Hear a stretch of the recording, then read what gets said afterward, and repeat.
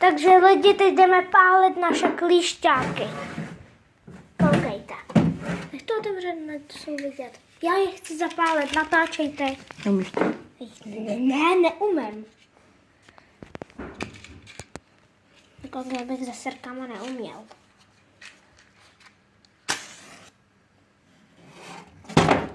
No, to se ti povedlo. Tak, vidíte trošku. A lidi, už se pálí klíšťáci. A budou praskat. Poslouchejte pořádně.